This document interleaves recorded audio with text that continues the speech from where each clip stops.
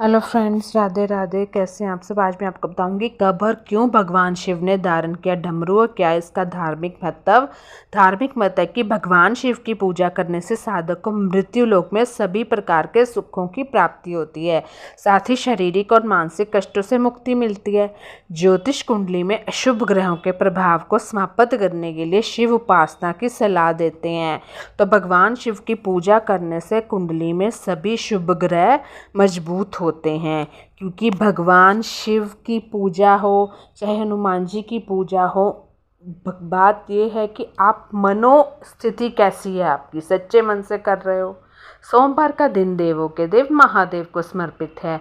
इस दिन भगवान शिव की विधि पूर्वक पूजा वंदना की जाती है। भगवान शिव को देख के मुझे बहुत शांति मिलती है।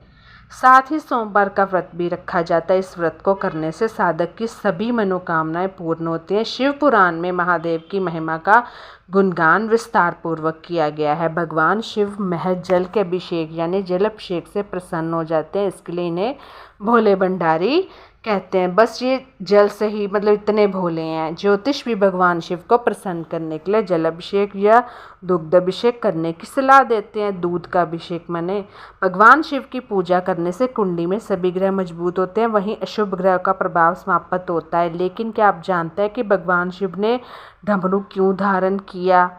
क्या है इसका मतलब? डमरू एक वाद्य यंत्र है, इसे बजाया जाता है। वर्तमान समय में सन्यासी लोग अपने साथ डमरू रखते हैं। इसके अलावा लोग अपने घरों में भी डमरू रखते हैं। भगवान शिव ने जगत कल्याण हेतु डमरू को धारण किया था।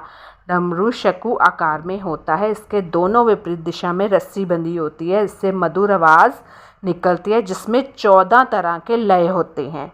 मुख्यतः इसकी आवाज़ डुग डुग के रूप में निकलती है। वास्तुशास्त्र के जानकार भी घर पर डमरू रखने की सलाह देते हैं, तो आप भी डमरू रख सकते हैं। शिव जी ने कब धारण किया डमरू? सनातन शास्त्र में निहित है कि त्रिदेव ने सृष्टि की रचना की। उस समय समस्त लोक में मौन व्यापक था। यह देख भगवान शिव अपनी रचना से संतुष्ट नहीं हुए। तब ब्रह्मा जी ने भगवान शिव एवं विष्णु जी से अनुमति लेकर अपने कमंडल से अंजलि में जल लिया और मंत्र उच्चारण कर जल को धरा पर छिड़क दिया। इसी धरा पर कंपन होने लगी, मानो भूकंप आ गया हो। उसी स्थान पर स्थित एक वृक्ष से शक्ति स्वरूपा माँ शारदे का प्रादुर्भाव हुआ। माँ शारदे चतुर्भुजी है। माँ के एक हाथों में वीणा, दूसरे हाथ में पुस्तक, तो तीसरे हाथ में माला है। वही चौथा हाथ वर मुद्रा में है। इससे समस्त जगत का कल्याण होता है। माँ शारदे ने त्रिदेव का अभिवादन कर मधुर नाद दिया। इससे समस्त लोक में चंचलता व्याप्त हो गई। उस समय भगवान शिव प्रसन्न हुए।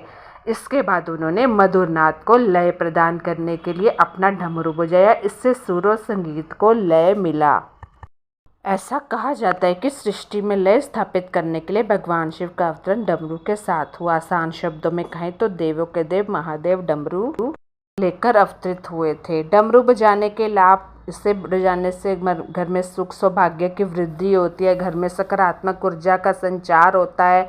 पूजा के समय डमरू बजाने से भगवान शिव प्रसन्न होते हैं। तो ऐसा भी कहा जाता है कि भगवान शिव की कृपा पाने के लिए रोजाना डमरू बजाना चाहिए। एक लय में डमरू बजाकर सुनने से व्यक्ति को मानसिक विकार से मुक्ति मिलती है। तो अगर आपके घर में डमरू नहीं है तो भगवान शिव का डमरू ले आइए। सुख का प्रतीक: सनातन शास्त्र में वर्णित है कि देवों के देव महादेव प्रसन्न होने पर डमरू बजाकर नृत्य करते हैं। ये परम सुखदायी है। हालांकि तीव्र और तेज गति में डमरू बजाने से प्रलय भी आ सकता है। जब महादेव क्रोधित होते हैं तो तेज और तीव्र गति में डमरू बजाते हैं। यह मानव जगत के लिए कल्याणकारी नहीं होता है। कहते हैं कि डमरू से ही ध्वनि की उत्पत्ति होती है। भगवान शिव डमरू की मदद से काल चक्र यानी समय को भी एक लय में संतुलित करते हैं। तो कैसी लगी मेरी प्यारी सी वीडियो मुझे ज़रूर बताइएगा। Bye bye, take care, stay healthy and happy.